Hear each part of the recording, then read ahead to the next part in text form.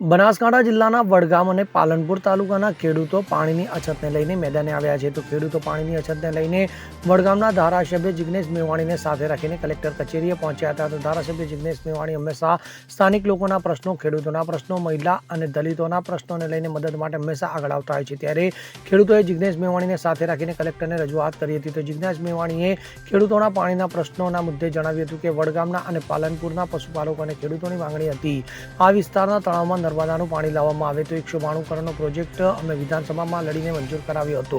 પાટણથી નર્મદા નદીની લાઇન જે મુક્તેશ્વર ડેમ સુધી પહોંચે છે, પણ વચ્ચેના ગામમાં આવતા 17 તળાવોમાં પાણી નહીં ભરવાનું આયોજન તંત્ર દ્વારા કરવામાં આવ્યું છે. તો સરકાર દ્વારા કરોડોના ખર્ચો કરવામાં આવ્યો છે, તો પણ આ 17 તળાવમાં પાણી ભરવામાં આવી રહ્યું નથી. તો આ દરમિયાન તેમણે સરકાર સામે ચીમકી ઉચ્ચારતા જણાવ્યું હતું કે રાજ્ય સરકાર સિંચાઈ વિભાગની સાથે જ આ પ્રોજેક્ટના અધિકારીઓ આ પ્રશ્નોને લઈને કોઈ નિર્ણય નહીં કરે તો આવતા દિવસોમાં ઉગ્ર આંદોલન કરવામાં આવશે હોવાની ચીમકી પણ ઉચ્ચારવામાં આવી હતી.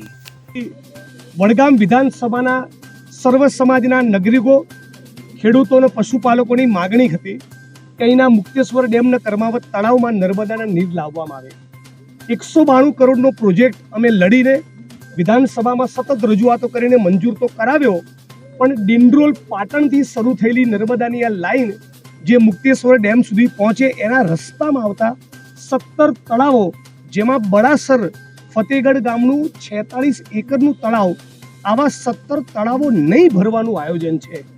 એના કારણે ખેડૂતોમાં, મારામાં અને સર્વ સમાજના લોકોમાં ખૂબ નારાજગી છે કે રાજ્ય સરકાર જ્યારે 200 કરોડનો પ્રોજેક્ટ કરતી હોય અને આવા જૂના 17 જેટલા ગામ તળાવોની ચોકડી મારે કે એને ભરવા ન માગતી હોય, એનો સમાવેશ ન કરે, એ કોઈ પણ સંજોગોમાં ન ચાલે. એટલે આ મુદ્દે આજે કલેક્ટરશ્રીને આવેદનપત્ર આપવામાં આવ્યા હતા અને અમારી રજૂઆત કરી છે. આવનારા દિવસોમાં જો રાજ્યની સરકાર, સિંચાઈ વિભાગ અને પ્રોજેક્ટના સંબંધિત અધિકારી અને સરકાર આ મુદ્દે ન્યાય નિર્ણય નહીં કરે તો આવનારા દિવસોમાં અમે ઉગ્ર આંદોલન કરવાની પણ આજે ચેતવણી આપીએ છીએ.